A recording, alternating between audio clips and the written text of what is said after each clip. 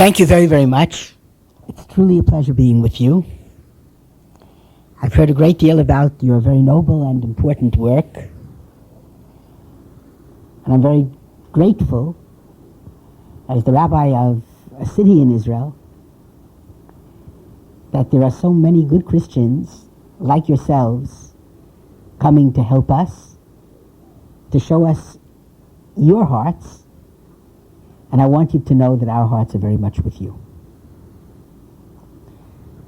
Probably the latest and one of the most important of our institutions is an Institute for Christian-Jewish Understanding and Cooperation.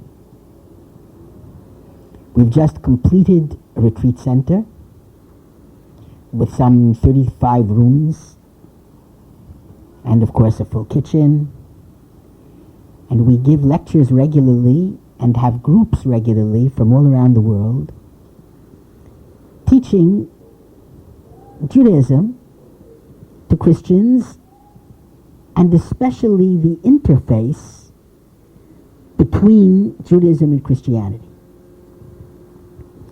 Because, as you know so very well, Yeshua was very much within the tradition, from our perspective, of a Jewish rabbi and a Jewish prophet. And therefore his teachings fit very well within the general rubric of the Judaism that I study in the Bible and the Talmud and teach in the Bible and the Talmud every day. And what unites us is exceedingly significant. Obviously, there are matters in which we disagree. We cannot accept the divinity of Jesus. We cannot accept the fact that that God had one only Son. We believe that all of us are the sons and daughters of God. But that Jesus was from within the tradition of a wonderful Jewish teacher, that's something that we accept very strongly. And that we share with you ideas and ideals of a God of love and morality and peace and pluralism. That's critical, and our friendship is critical, especially in these difficult times when Islamic fundamentalism denies a God of love. We, all of us in this room, call God Abba.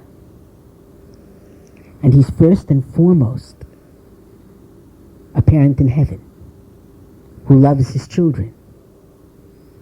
And the ideal of all of the prophets has been the ideal of peace.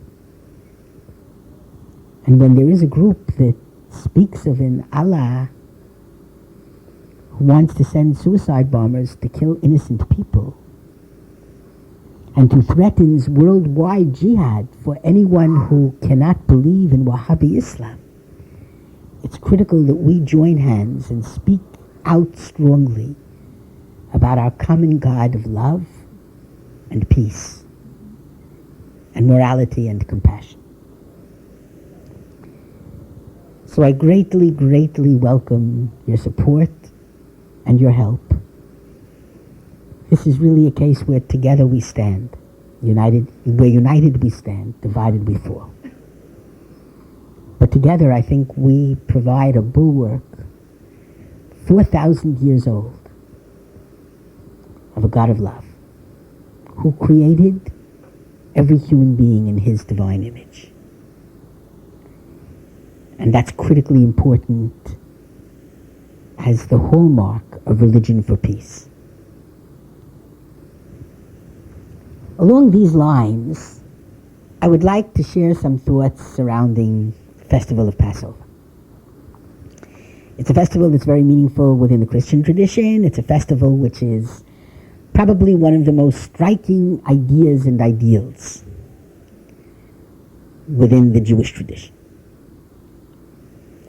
And it's one of the most seminal experiences that the Jewish people had in our 4,000-year-long history. It's fascinating that the Sabbath day is for us a remembrance of the creation of the world and a remembrance of the exodus from Egypt.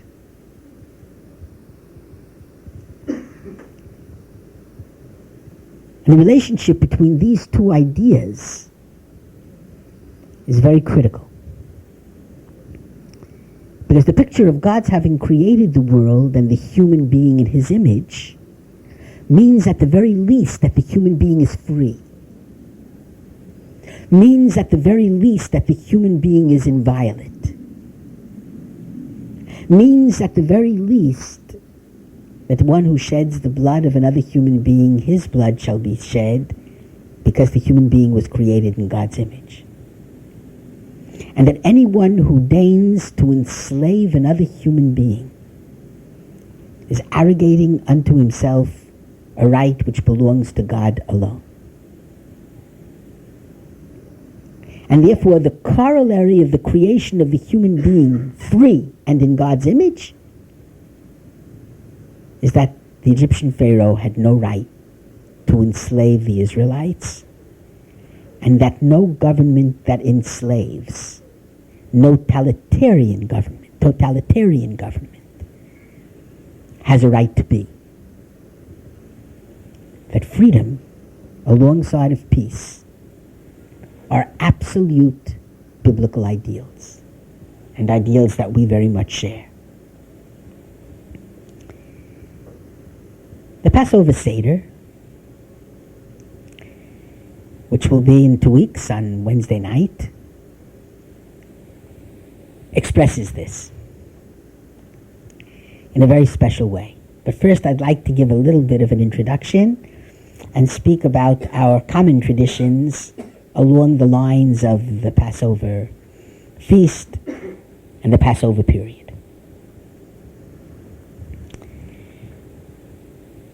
It would seem to me, and so according to many commentaries, Matthew, Mark, and Luke, known as the Synoptic Gospels, when they speak of the famous Last Supper, which was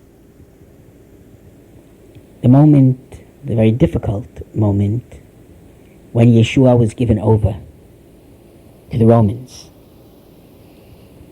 by Judah Ishkariot,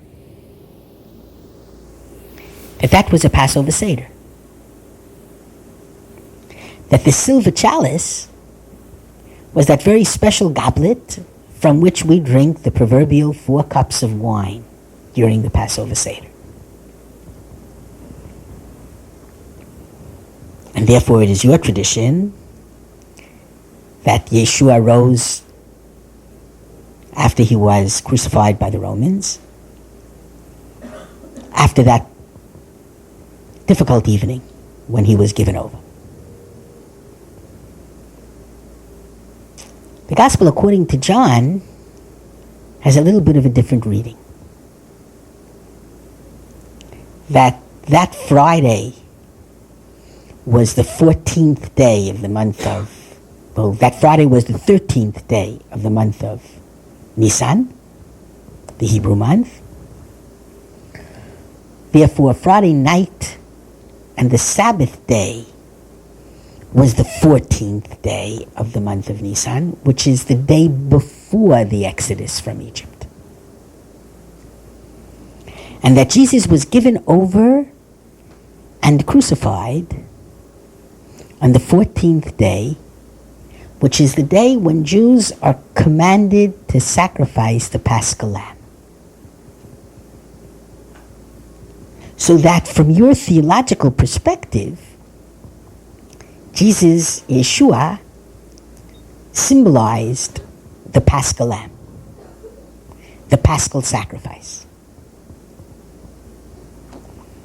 And this is fraught with meaning. Let me just speak a little bit to Judaism and how we understand that Paschal sacrifice and its importance. I think it may perhaps broaden your understanding as well, and then go on to many of the ramifications.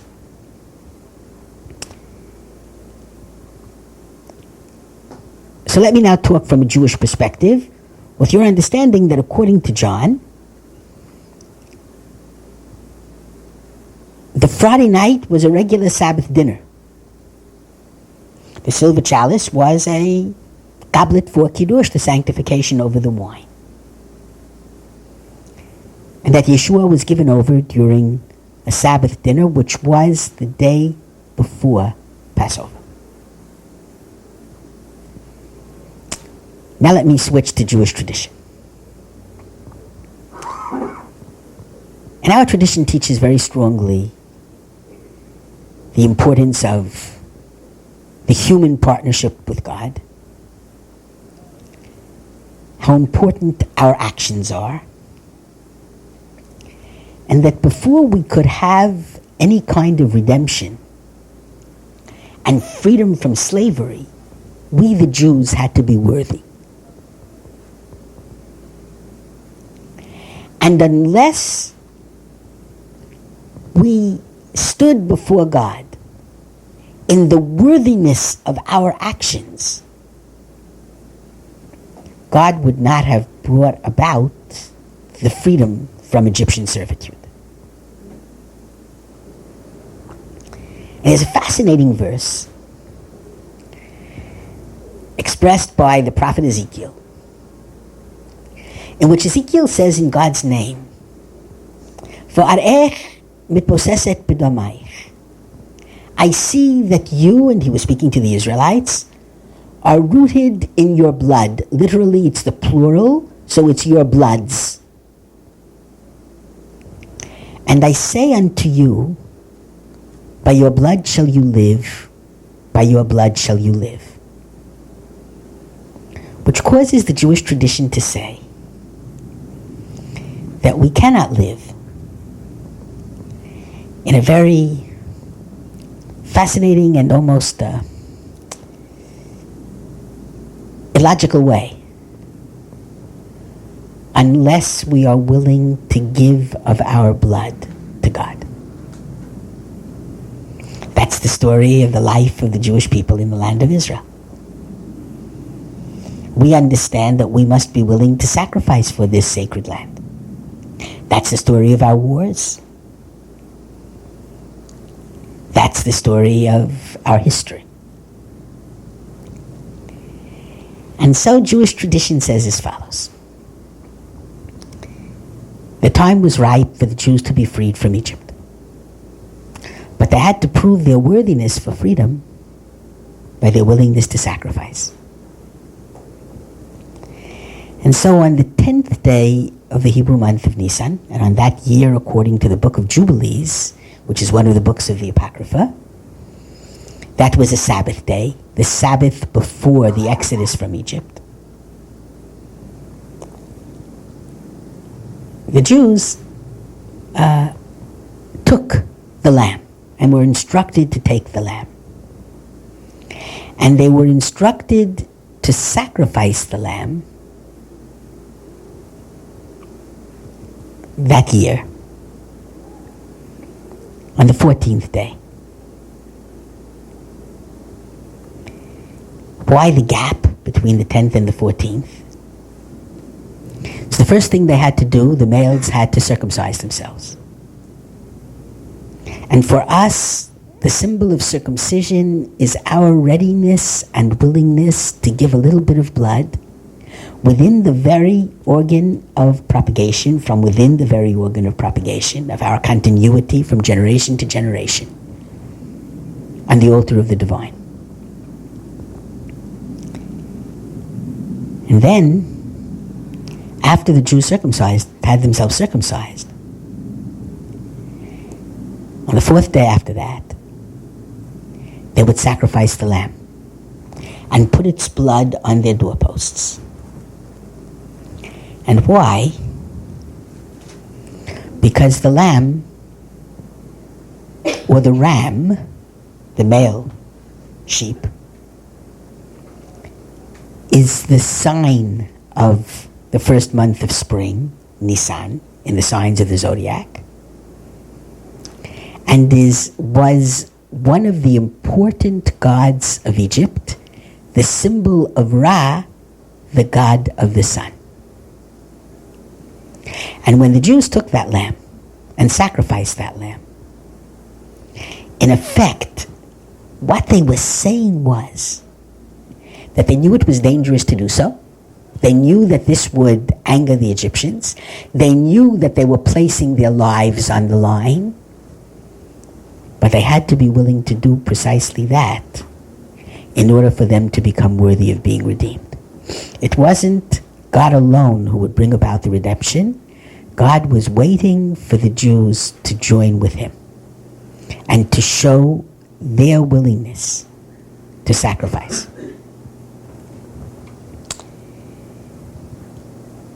Now, there's one other point which I think is crucial and which I'm sure you will appreciate. Our calendar, the Hebrew calendar, is a calendar based on the moon. And in the book of Exodus, when all of these things are discussed, I believe it's chapter 12.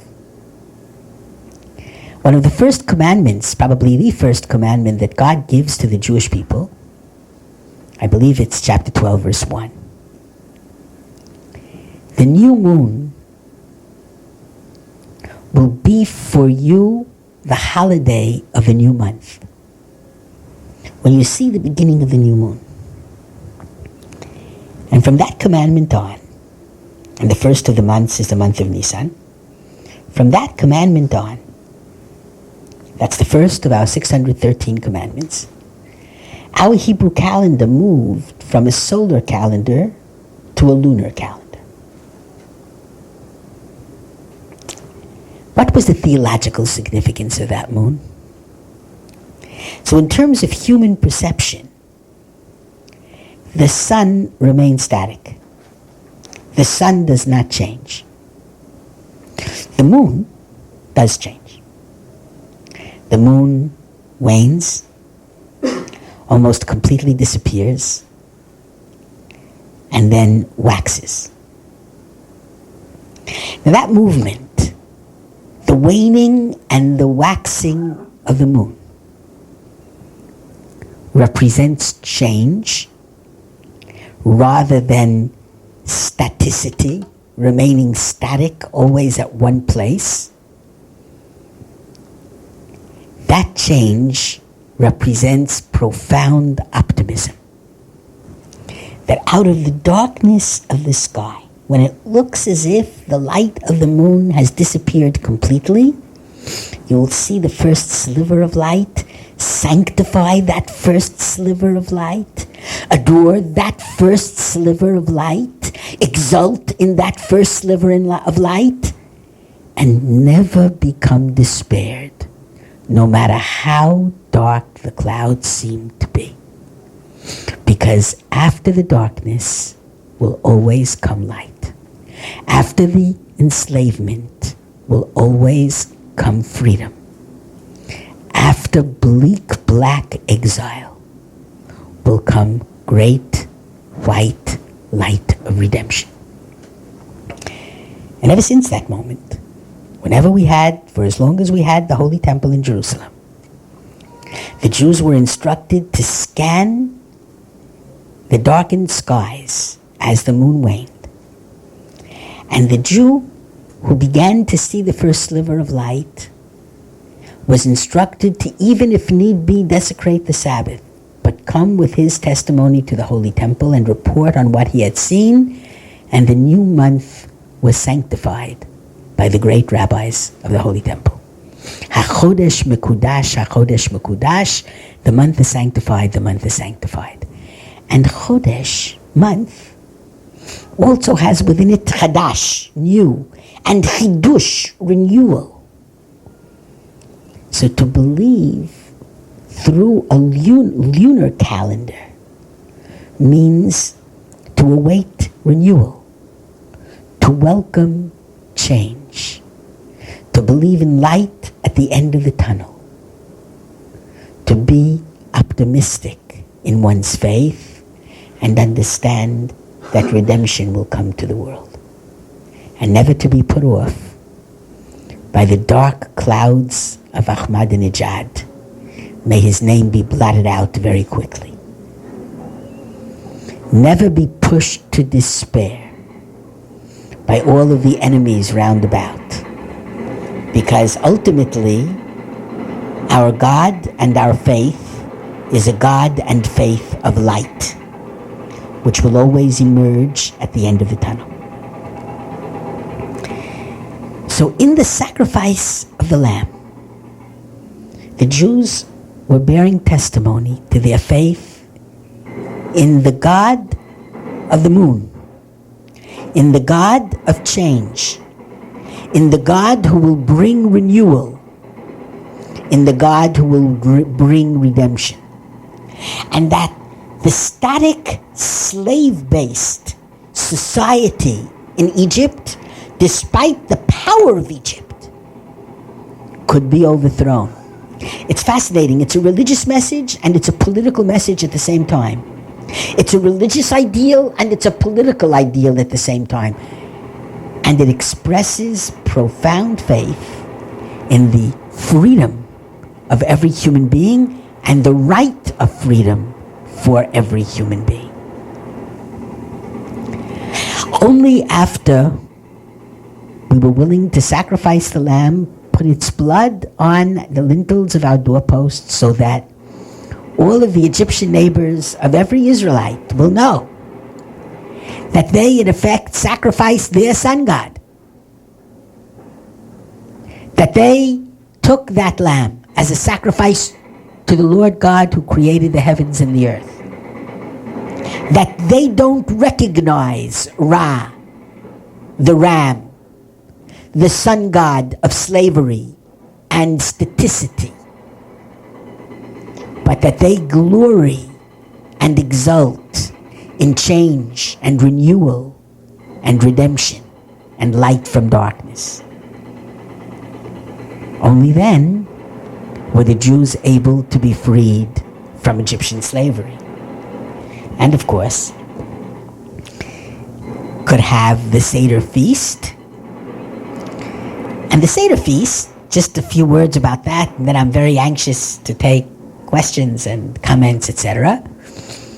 But the Seder feast is also very interesting. And now perhaps a little bit less of heavy theology, but of course you can understand very well that for you, obviously, Yeshua symbolized that paschal sacrifice, and that paschal sacrifice that brings freedom, as we spoke about as well. So that although it's with different slants a little bit, nevertheless, the common threads of the theology are absolutely fascinating. The Seder is very interesting because the Hebrew word Seder, does anybody know what it means? Order, exactly. So as my grandchildren always, the most important part of the Seder, it begins with questions. And the questions can be spontaneous questions, and our Seder usually lasts very, very long. I always scratch my head why the Israeli government, in their infinite wisdom, always change the clock before Passover. Wait 2 weeks. Change the clock after Passover. Let us start the Seder a little earlier, because it has to be, since we follow the moon, it has to be after dark. So we can start earlier and end earlier. Since we start later because of the time change, the night begins later. We often go to 1 or 2 o'clock in the morning. And my wife and I came all alone with our 4 children, and we didn't have any relatives, but then my sister and brother-in-law, and they had 7 children, they came, and thank God our children got married, and their children got married, so that now together our Seder of close family has close to 40 people. And if a lot of them ask questions, it gets to be a very, very long Seder. But there's good food also, and Jews like to talk and Jews like to eat, and those are the 2 most important hallmarks of the evening, and it's quite a beautiful evening. But my grandchildren would always ask, we don't understand. If we're celebrating freedom, we should be able to do whatever we want this night of nights. How come there's such a strong order? First, you begin with Kiddush, the sanctification over the wine. And then you take a vegetable in salt water, and then you go step. There are actually 13 or 14 or 15 different steps, and different things which are to be recited, and different things which are to be sung, and different things which are to be eaten, like the matzah and the bitter herbs. And then you come to the meal itself, which represents the eating of the Paschal sacrifice, which they ate for the first time, first in Egypt when they believed that they would be redeemed, and then when they came out of Egypt as their meal of freedom. So why is everything so orderly and ordered if this is our freedom? And the answer obviously is that for us, the worst thing in the world is to be free with nothing to do. Well, let me put it differently. To be free with nothing meaningful to do. The people whom I know who yawn the most are people who are retired and don't have a place to go to in the morning, and don't have a real purpose to their lives, and haven't found something to fill their lives which is meaningful. And they can get 9 hours of sleep at night and still yawn all day. And that kind of ennui, boredom, with nothing to do, causes the deepest and most discouraging kind of tiredness. So if you have freedom from without freedom for, if you're freed from work without more exciting, stimulating, and meaningful work to replace with it, that's never real freedom, and that can only lead to trouble and worse.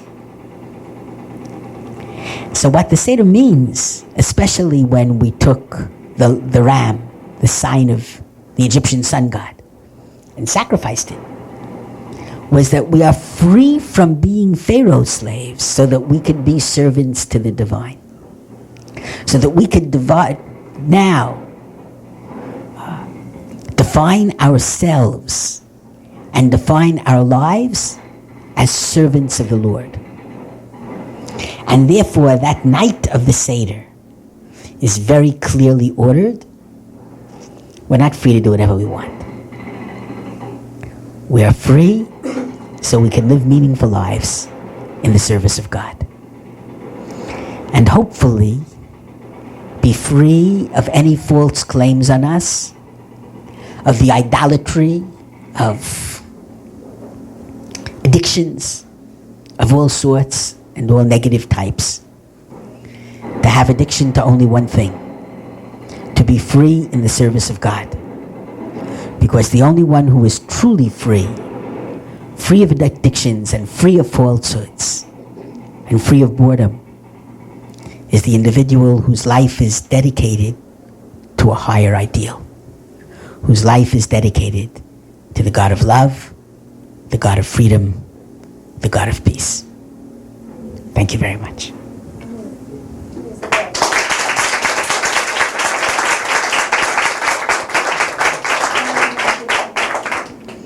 And if there are comments or questions, I would gladly answer.